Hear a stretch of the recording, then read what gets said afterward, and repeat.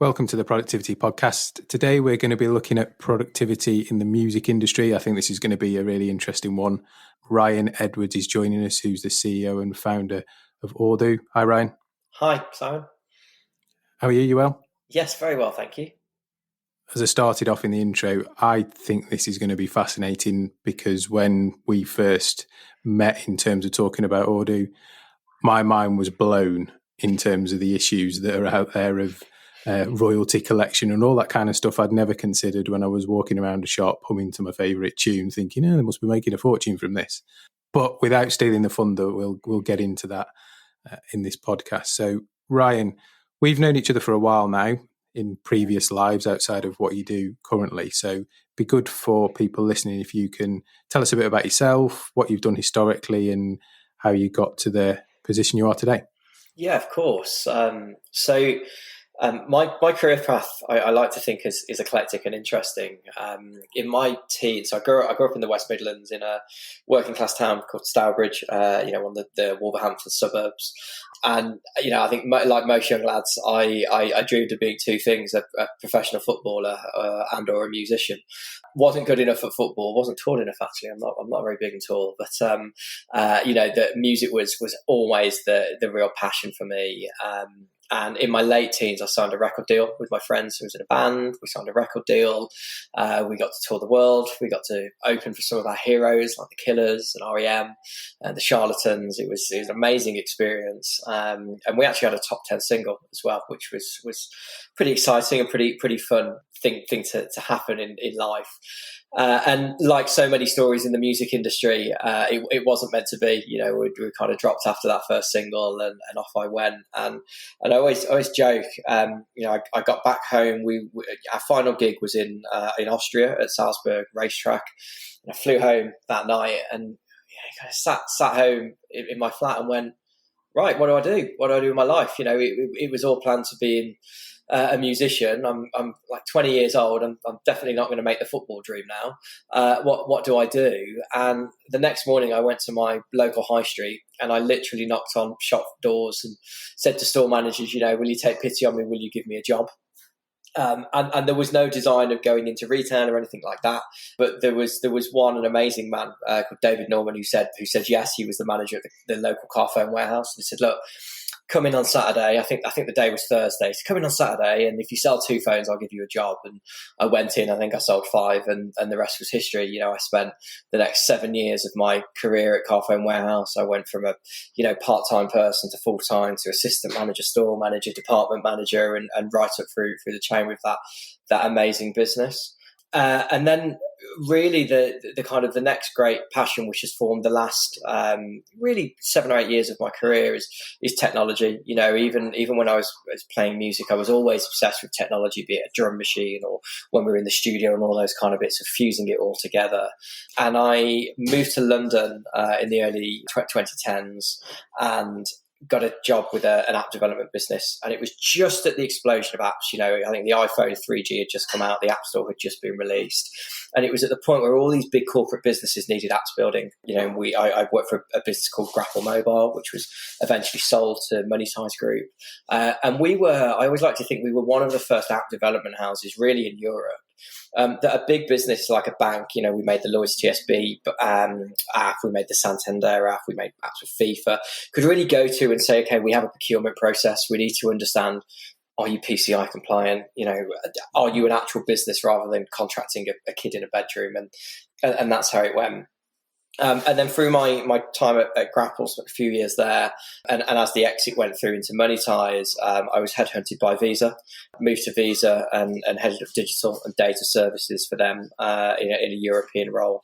And that's when I would say I became data obsessed. I really realized the power of data, and especially what businesses like yourself do, Simon. I think during my time at Visa, it was that explosion of that horrible buzzword of big data and getting people to understand it. But a business like Visa that can really analyze how people spend and behave and help retailers better serve personalized content to them was a fascinating experience and time to be in.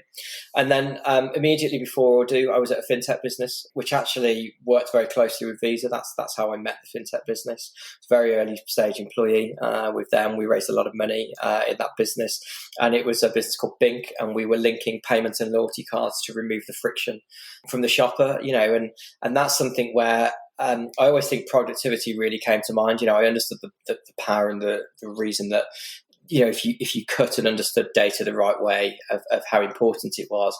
But actually, when you look at the productivity world, like we were doing at Bink, we were taking seconds off the transaction at the till, which I remember you validated for us, Simon. And actually, when we took this into lots of, particularly the big grocers, who are literally monitoring their till processes by second to bring shoppers through, still give them a great experience, but take them through. It was actually really, really valuable in what they did. And I guess all of that kind of 15, 16 years of professional career has all come back round in one, because, Odoo is a technology business serving the music industry with data for efficiencies, for accuracies, for everything. So I like to think I've come back full circle. Don't have my drumsticks in hand anymore. Have an Apple laptop, but it's great to be part of it again. Amazing. So just to clarify a few things on that journey, you kind of lived the dream to start, and it sounds like you're kind of living the dream again. Definitely. And you do support Wolves, don't you? I do. Huge Wolves fan. Yes, absolutely. And a proud Wolves fan now. For the I'm in my mid-30s. So for the first 30 odd years of my life, it was you kind of had to say a Wolves fan secretly, and most Londoners would say who are Wolves. But now very proud. Hopefully, we're about to be in. Well, we may make Champions League. If not, I'm sure we'll remain in the Europa League next season. So really pleased. Good time to be a Wolves fan. I'm sure, like all clubs, like my club as well, that you go through the dark times and they stick in the memory. So you've got to enjoy the good times, haven't you? Although I have a funny feeling you're going to lose some of those players to the bigger clubs in the summer, but that's for another day. It's going to be interesting. An interesting one. It's a little fun side note. My older brother got married at the end of last year, and he's been with his now wife about 6 or 7 years. So again, when Wolves hadn't even been bought by our current owners, and his wedding speech, of course, was very tailored to the dark times, and he couldn't believe that stood there now, of course, where Wolves are, rather than paying over to his beautiful wife. Happy days. Football cuts across many things in life, doesn't it? Of course. So if we focus on the present, and I think this is where it gets really interesting, because this is where, when we started to talk, we met when you were at Bink, I think, yes. And kept in touch since. You opened my eyes to a world that I'm not massively familiar with, I must admit. I know I get the output, so I listen to music. All the stuff behind the scenes is a bit of a mystery to me. I had a probably naive view of the world that I'll make some music, I'll put it out there, hopefully people buy it, and guess what? If I'm successful, I'll get paid every time somebody listens to it. And what you've kind of taught me is that's not necessarily how it works at the moment. So it'd be good, I think, before we jump into what you're doing at Odoo, to give us probably a state of the nation of, if me and you, let's say, probably unfortunately for the people that listen to it, produced a hit single. Yeah. And I'm walking around Asda and it comes on and I'm thinking, there's some more pennies in the bank. That bit behind there's some more pennies in the bank, I think is the bit that you can probably explain far better than me, of how do I get paid every time it gets played, or actually, do I get paid every time it gets played? So I think the first thing we have to say, if we're going to form the next group, just a caveat: I'm not singing. I can't sing. So you have Christ, we won't get very far then. the lights will be shining off my head, and if you're not singing, I'm not sure what we're going to do. Maybe with a breakthrough musical group, acoustic musical only, no singing. Definitely, I like it. So, but no, and actually, I think it's a really topical time with COVID-19 as well. The fact that artists, can't can't get out there and perform as well. So, the focus on royalties and what happens has become even more. So, so to talk you, I guess, from start to finish, as you say, we go out, we go into the studio, we cut our CD, we either self-release or a label releases. And really the difference between a self-release and label release is the label will put a big marketing budget to start driving it, that's typically why you see bigger pickups on that success. The music is then out there in the world, and of course there are multiple ways people can buy and consume music. So you think of the traditional, you go and buy a vinyl or a CD, and you can play it in your car, you can play it at home, you can play it wherever that you deem that you want to play it. The second side then is MP3 downloads again, so very, very much like the physical way of buying. You buy that track, that's yours, you store it on your laptop, your iPod, wherever, and you can keep consuming it. And then the final type is the the newest method, which is streaming. So where you pay a subscription, and an amount of that subscription is attributed to the artists. The next side, to stay with your kind of Asda example of you hear that song in Asda, is every area is known as public performance areas, where you would hear music in public. So anything from a gym to a retailer to a football stadium to just anywhere that you would hear music basically outside of your own home. And what these public performance areas and businesses have to do is they have to buy a license. So in the UK, there are two royalty societies. There's PRS for music and there's PPL. And what they do is they are non-for-profit organisations which are, PRS is in excess of 100 years old, so it's been doing an amazing job for the last 100 years. And they will go out to these areas and say, hey, if you want to play music here, you need a licence. You pay us the license. All of the artists that you're playing, or we can tell you what the repertoire that you are allowed to play is, which of course is millions of songs. And from that, then we will collect that license fee. We will deduct a small operating fee because, of course, we have to operate as a business, even as a non-for-profit. And then we will distribute that money to the artist, and that's how they get paid. And that distribution can take anything really from 90 days to about 180 days, depending on where it comes from. And these organisations, they collect across public performance. There are other avenues, so they'll collect online revenue, so for the streaming services, they'll collect international revenue, so if a British artist is played in the US or Australia or wherever else, there will be contra deals where the rights societies in those markets have to send money back as well. And they're kind of the key areas where they start. And of course live, that should also, they collect on live concerts as well. So if we stay with the public performance area, because that's where we focus as Audu as a business, and we're particular experts in. So they will go to, Asda in Shrewsbury, where you are. And let's say Asda has to pay, £2,000 a year, just making up the number. It could be more, it could be less. That £2,000 then needs for that year to be distributed for all of the music that is played within Asda. And the challenge that we have seen and we've spotted really is that it's very hard to track and understand what's been played for a few reasons. If you bought a CD or a record, of course, every time you play that, well, nobody knows how many times you played it, because if you played it in your car, you've played it in your home stereo, you've played it in a CD player attached to an amplifier in a large store. Nobody knows that if you've played it once or 1,000 times. Streaming is a little different. So when you subscribe to a streaming service, that really is for you, Simon. That is for you to listen to in your headphones, in your own home, in your car, in your own. They essentially are licensing you as a person.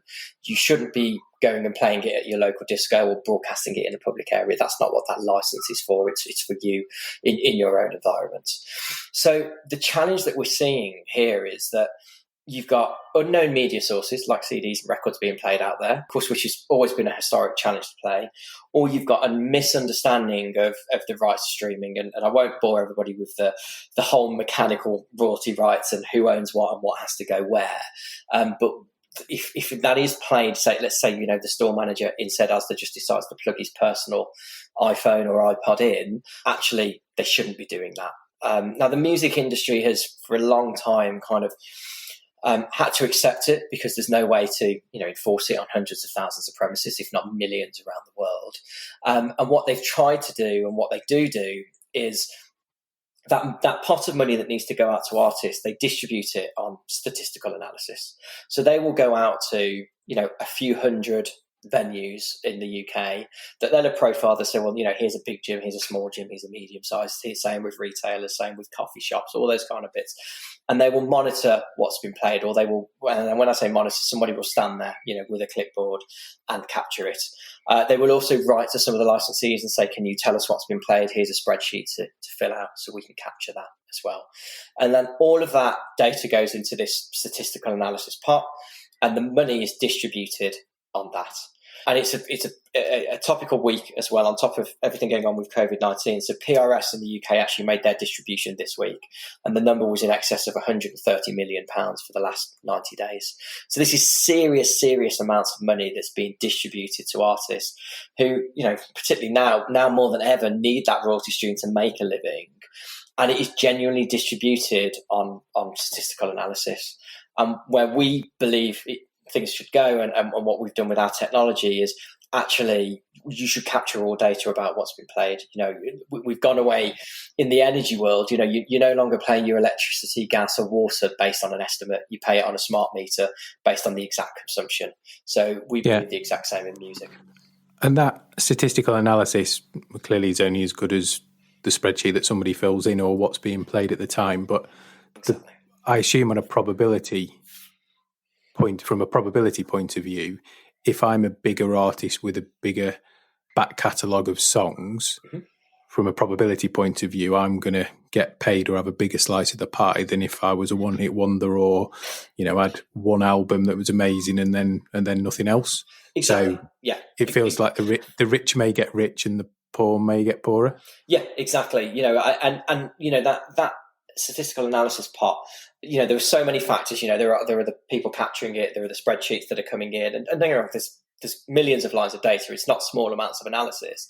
And then, of course, they will overlay radio play and popularity on TV shows and all of these kind of things. But as you say, who's getting the most radio play right now? I think, it's probably Ed Sheeran, it's Elton John, it's the really, really big guys. And as you point out, if you're the small guys, the one-hit wonder, which I like to think of myself as, that was us.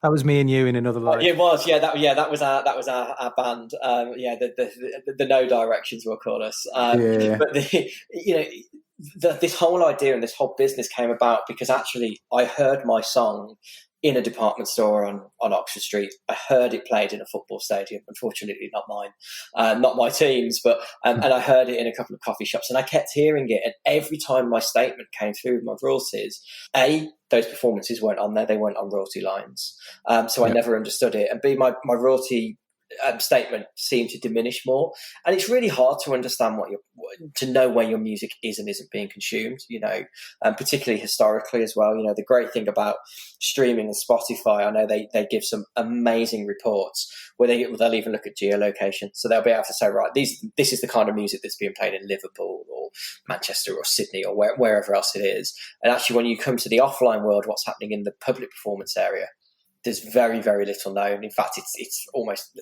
completely the unknown.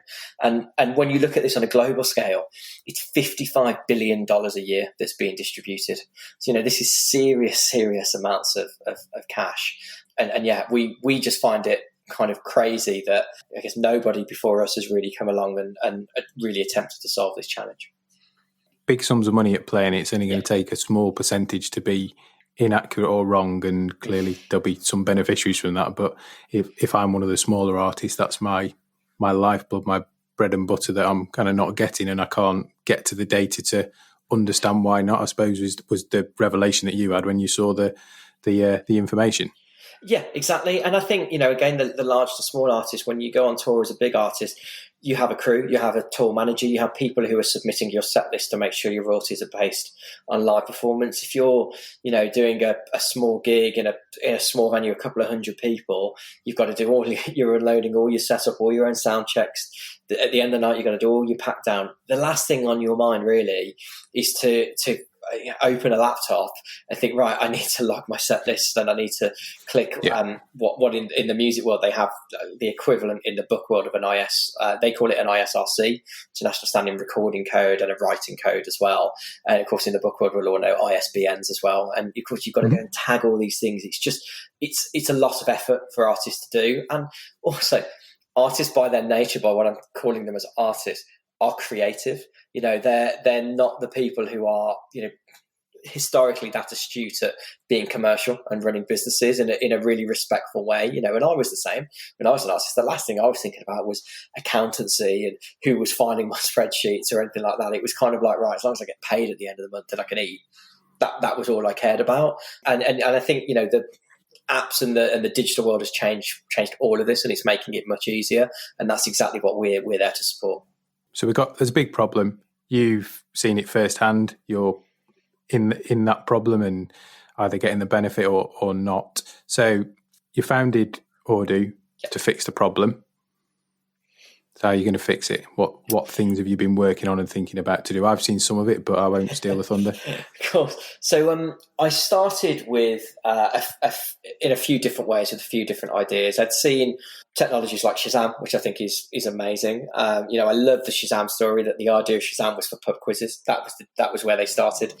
Somebody clearly was really bad at the audio recognition round in the pub quiz, so that was where they, that was kind of why they started, and it became something, a lot bigger and a very successful business. That was the first. Fixes an argument very quickly. That. It does, when you get really into a debate about who did this song, what was it in, who sung it. It's like, okay, here exactly. We go. Yeah, and it's brilliant. And actually, what it showed is that you can convert audio into a way to understand what it is. And what's brilliant is Shazam starts with maths. I always joke that everything starts and ends with maths. They listen to audio, convert it, build it into an algorithm, and the algorithm works out what it is.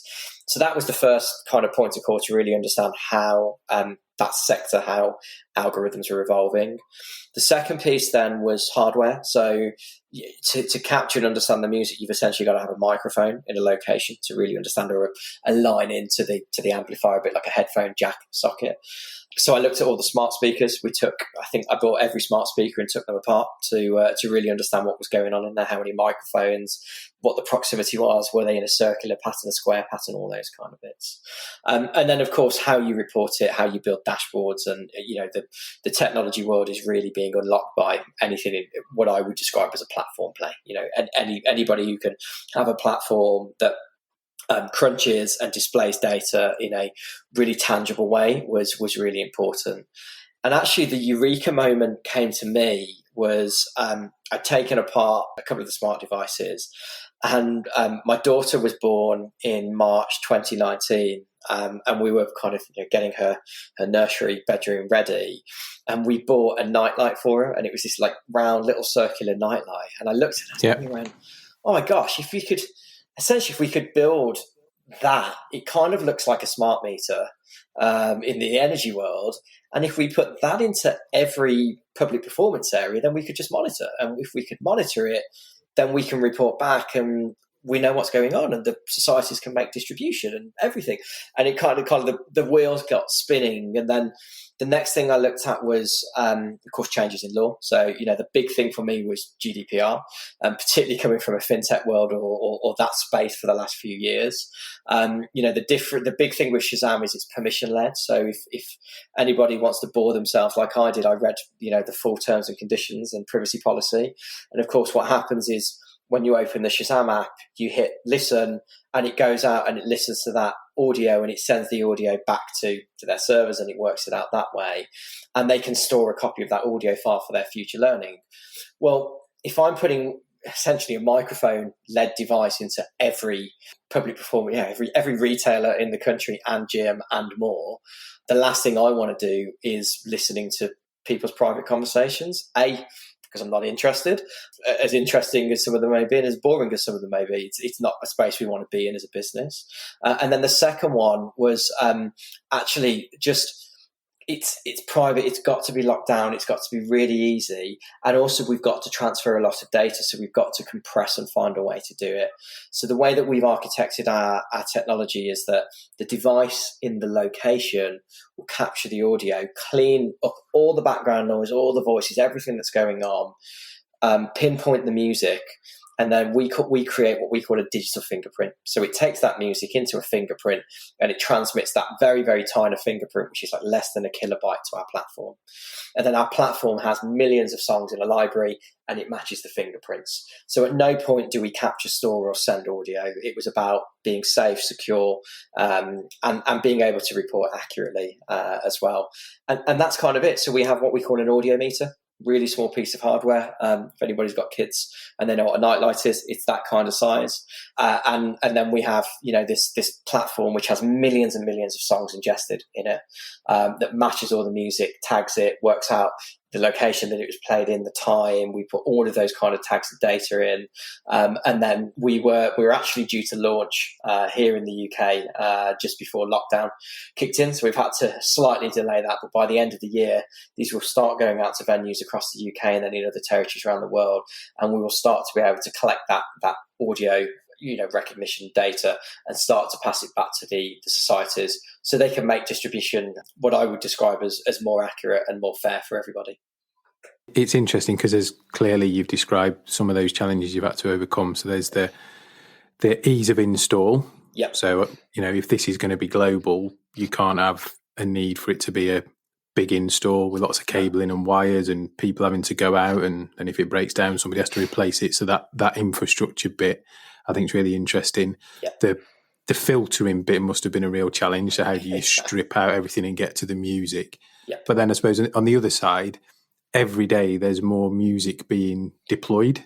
Yep. And in a world of digital, you don't, like you mentioned right at the start, you don't have to print vinyl, you don't have to put it on a CD or cassette, you can just launch it digital. So that ever-growing library as well must be a challenge to keep adding to. Yeah, it is. And what we've approached it in two ways. So on the library side, so we've gone out and we broke a deal with most of the major labels and the bigger kind of indie labels around the world to say, look, you guys know the problem because it's been a historic problem. This is how we're solving it. Essentially, give us your catalogues, give us all of your music, and continue to give us your music on a weekly basis, new releases. So we're constantly making sure it's in there. So that caters for a big kind of, the 80, 90% of the market to get it. There's then this kind of remaining somewhere between 20 and 10%, which is less popular. So I don't know, it could be, thinking of a genre, some Moroccan jazz that's only played in a finite amount of restaurants or cafes in the UK, and just not a known artist here and not on any of the popular services, and certainly not on a major label. You've not been to the restaurants in Shrewsbury then? That's all the age here. Moroccan jazz. Yeah, we'll go next time I'm up. There'll be some disappointed people that it's not. I know. I'm sorry. Anyway. So there's kind of that segment where they've got bits, and then of course there's, as you described, there's the self releases. If you and I were genuinely had recorded our song as No Direction and we wanted to click a button and release it to the world right now, we have no capacity to just find all of those songs and to contact them. So actually one of the things that we will be launching early next year is to ensure that actually artists can upload to us as well. So they'll be able to come to audu.com, have an artist log in, and they can upload their music. Now there'll be a series of things in there, fraud check, so I can't go and upload, I don't know, the latest Taylor Swift song and try and get paid off it. As appealing and clever as that might be, it's it's certainly against the law as a starting point. And it also then it puts some responsibility on them as well. I always say that we're trying to solve a historic problem that's never been able to be solved, genuinely, and we have some fantastic support, both here and around the world, which is really amazing, and we pinch ourselves every day to have that.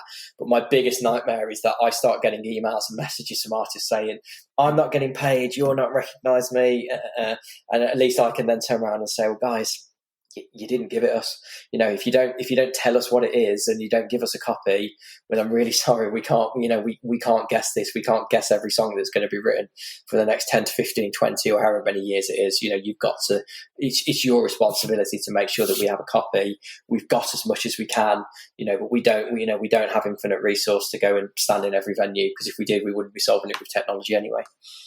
And to making it kind of a pull model from your side or a push from the artist is, completely.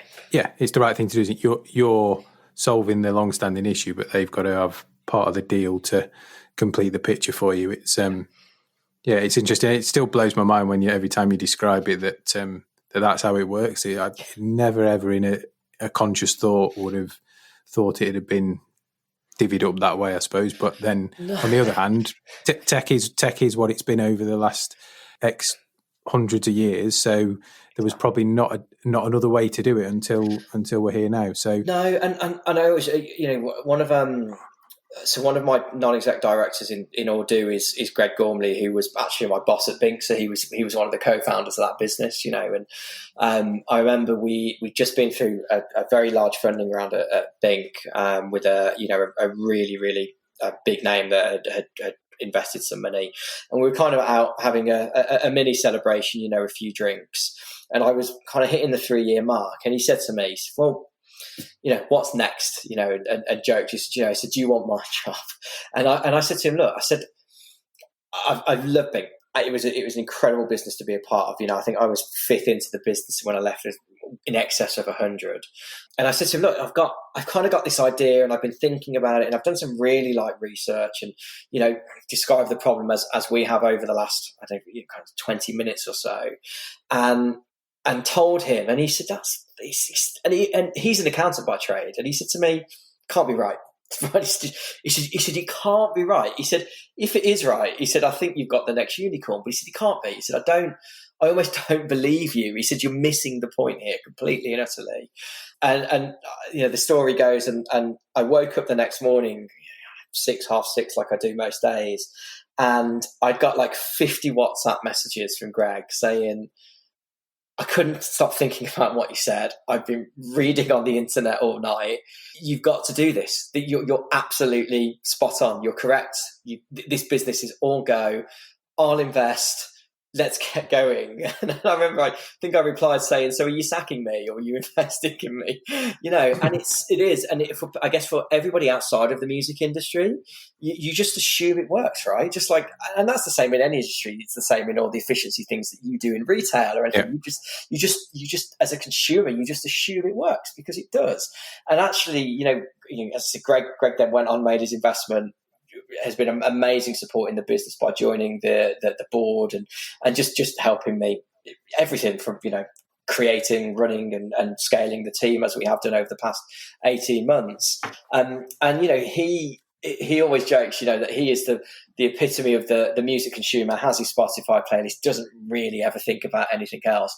And, he's been with me, sat in some of the biggest record labels in the world in front of their top execs. And of course, they confirm everything that I've said to you today, and it's just a normal thing to them. And Greg and I walk out going, "Oh my gosh," of course, we come out buzzing, going, because we may have spotted more opportunities that we can solve and support them with, and because we already have some of that access built into the technology we've built, but. I think it's like any industry. Sometimes somebody's kind of almost got to come externally to do it and just go, sorry, Why are you doing it like that? Because and I'm sure you hear it a lot, Simon, in productivity world, in Rethink, of, well, that's just how we do it, right? That's just, it is what it is. And that was it. And now, we're taking this really fresh approach as technologists and data people to go to this industry, which we all love and care about. It's such an amazing thing to be. And I always joke, we're a technology data business that gets to play in music, and the music is the sexy side of it. But actually to bring it all together and solve this genuine problem, and of course the engagement and what we receive in interest from various societies and labels and publishers and everybody else in that chain around the world has really helped us validate that we're on the right path. It's a brilliant journey. So quickly, what does the future look like? So the product's pretty much there and done, and that's going to get distributed. So once it's out there and it's listening, and we've started to smooth some of that inconsistency and made it a bit fairer, what's the next generation of stuff you're starting to think about? So the next thing for us is an artist-led mobile app. One of the things I'm passionate about is, of course, the societies need the data. So that's kind of where we make our money and our revenue streams. And so do labels and publishers. And that's really where the money is. Having been on the struggling artists who are signed artists, dropped, it's quite a curve to be on, and actually every penny counts. So our artist app will be something that goes out there for free, probably with some premium services as well, if it's really important things that people want. But we'll launch an app where they can actually see where their music's being played live around the world. So our delay, as far afield as Australia, because we've tested it, is no more than 15 seconds. So you and I could be sat here right now looking at our imaginary hit, which I'm sure was an amazing hit, and we could see that being played in any retailer, bar, gym, anywhere around the world, and really understand how our music's being consumed, enjoyed, and listened to. And as an artist, that must be an amazing feeling when that data is available in real time. That you think, actually, it's probably one of those I've made it moments of it's being played in 30 countries and. Or if it's your first breakthrough, like, bloody hell, it's being played somewhere. Amazing. And that's it. And it's always hard to know when you've been played, be it radio play, to be it, a couple of my examples of was because I was there and I happened to be there. And you joke about the breakthrough, so the first time my band was played on Radio 1, I'd just come off stage. I can't even remember where we were, but we'd come off stage playing somewhere in Europe. And my older brother rang me, who just got in his car in the gym at home. And he went, Steve Lamac's playing you on Radio 1. And it's like, oh my God. And of course, there were a few people would have probably heard it within our social group, because we like to think they were cool and they were listening to Steve Lamac back then. But if he hadn't have rang me at that very, very moment, we'd have had no idea that we had just been played on, what is probably the pinnacle of British radio for new bands, and actually by the guy who broke all the music, like Steve Lamacq. So there's so many of those little anecdotes that I remember in my head, and as we kind of come up with these ideas and these IP bits that we want to build, like the app, like the dashboards and all that, it's like, right, where's the wow moment that's really cool and really validates that you're making it and what's going to happen. And just for silly things like touring. So I always remember when my band played the UK, we'd opened for a band called Little Man Tate in Sheffield a few times, and they had a really, really successful first and second album. And whenever we went to Sheffield, we could sell out, venues of about 1,000 people for 2 or 3 nights, so we did really well. And we go up the road to Manchester, not very far, and we would struggle to put 30 people in a room. And it's like, well, why? Well, we knew there was some leverage because of Little Man Tate, but again, were there particular cafes or record stores that were constantly playing us? What was happening in Manchester? Where wasn't it happening? What was going on? And it's like, well, if we're going to book a tour, did we almost need to look at it and go, right, we either need to focus on Manchester and really try and break it, or do we just go, you know what, for the few people we put in the room, is it cost effective to fill the van with diesel, go there and load, spend the night, etc., or do we try and put on a 4th night in Sheffield and try and build it out that way? So, which is of course how any booking agent would think about, kind of selling tickets as a band goes on the road. Amazing. So, listen, I've really enjoyed this one. I think it's been an emotional journey, because we formed the band and we're now about to disband it. And I know. Somewhere in there we had I'm sure we had an amazing acoustic hit. No lyrics. No, I agree. Second time in my career, I'm it's it didn't quite work out. Never mind. Never mind. We'll get over it and go back to the football. We will. So, if people want to find you and find out more about the stuff you're doing, where's the best place for them to get hold of you? Cool. So the website is audo.com, AUDOO. We're also we have a LinkedIn page. We have a Twitter. Do we say a Twitter page? A Twitter, and an Instagram page as well. And the Instagram page is more about kind of us as a team having fun and just a bit about our culture, where everything kind of LinkedIn and Twitter is a bit more about kind of what's happening in the industry. COVID-19 has been a particularly challenging time for most of the creative community. So we've made sure that, PRS have given some amazing grants out that we've just retweeted things where we've seen them and thought, not that we have millions of followers right now, but guys, you should really be looking at these bits. Good stuff. And final question, because everybody that comes on gets the same one. You've worked in some amazing companies and some really cool startups. So what's the best bit of business advice that kind of stands out in your mind that you've ever been given? Wow, that's a big question. I think for me, it's just go for it. There's always a reason not to do something. When I look back to the day that I incorporated Audo on Companies House here in the UK and registered it as a business, my wife was 8 weeks pregnant, and we picked up a dog 14 weeks before that. So, some people would say I'm absolutely mad. I would say it brought me the biggest focus of my life, because, all of a sudden all that new parents and responsibility was hitting on the shoulders. And here I am, we're 22, 23 months old now. Business, the team is 15 people. Revenue should have kicked in a few months ago, didn't quite because of COVID-19, but it will be in a few months' time. We've been literally around the world, during that time. And don't get me wrong, there's been challenges, it's been stressful, there's been lots of sleepless nights, but I wouldn't change anything for it. And if Greg hadn't phoned me that day and said, I think you should go for it, and I said yes, then I guess I'd still be, maybe even still working for him, wondering what if, and don't ever allow what if to stop you. No, totally agree. Brilliant. I appreciate your time, Ryan. It's good to catch up. You too. Thank you. Cheers. Take care.